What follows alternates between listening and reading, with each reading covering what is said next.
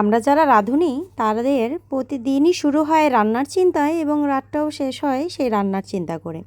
আসসালামু আলাইকুম, সাদিস ব্লগের নতুন একটি ভিডিওতে ওয়েলকাম করছি। ঘুম থেকে উঠেই শুরু করতে হয় রান্নাবান্নার প্রিপারেশন। যাই হোক, আজকে আমি করলা ভাজি করব, আর করলা ভাজিটা আমি আজকে করব ডিম দিয়ে।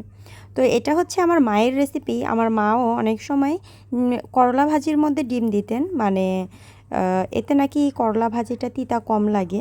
তো আমিও সেই রেসিপি ফলো করেই রান্না করি, আর আমার কাছে মনে হয় ডিমটা দিলে করলার স্বাদটা অনেক গুণ বেড়ে যায়। তিতা হোক আর যাই হোক, গরম ভাতের সাথে কিন্তু একদম জমে যায়। ভাজিটা প্রায় হয়ে এসেছে।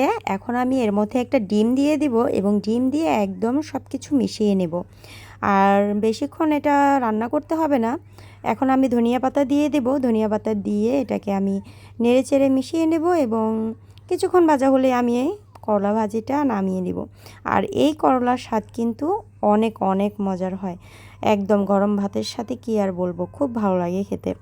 তো করলা ভাজিটা আমার হয়ে গেছে, এটা নামিয়ে রেখে এখন আমি দেখি আমার ছেলেটা কি করে। তো ও মানে যত কাপড় চোপড় ছিল আমার মনে হয় ও সব ওর শরীরের মধ্যে এগুলো দিয়ে বেঁধে রাখছে।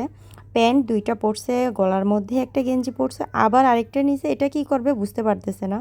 তো মানে ছোট বাচ্চাদের আসলে মাথায় কি ঘোরে ওরাই জানে, কি দিয়ে খেলবে, মানে যা পায় তা দিয়েই কিন্তু ওদের একটা নতুন খেলা শুরু হয়ে যায়।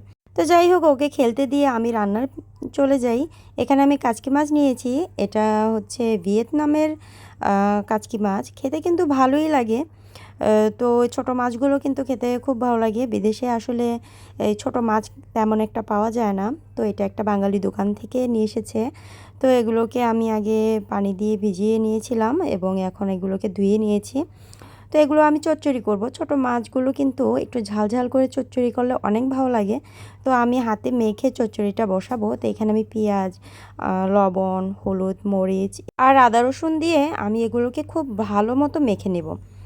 আর এই রান্নাটা কিন্তু যত মাখানোটা সুন্দর হয়, রান্নার টেস্টও কিন্তু অনেক বেশি ভালো হয়। এখন আমি এখানে দিয়ে দেব টমেটো আর কাঁচামরিচ, আর তারপর দিয়ে দেব মাছগুলো এবং খুব আলতোভাবে আমি মাছগুলোকে সব মশলার সাথে মিশিয়ে নেব, কারণ বেশি মাখামাখি করলে মাছগুলো ভেঙে যাবে। তো আমি সামান্য পানি দিয়ে দিব এবং সামান্য পানি দিয়ে আমি রান্নাটা বসিয়ে দেব। এই মাছটা কিন্তু হতে বেশি সময় লাগে না ছোট মাছের। আর আমি এখন দিয়ে দেব কিছু ধনিয়া পাতা এবং ভালোভাবে এটাকে একটু রান্না করে নেব। ছোট মাছ রান্না করতেও যেমন কম সময় লাগে, তেমন খেতেও কিন্তু খুবই ভালো লাগে। আমার তো এই রকম মাছগুলো চচ্চড়ি করে খেতে খুব ভালো লাগে। আপনাদের কার কেমন লাগে অবশ্যই জানাবেন। আল্লাহ হাফেজ।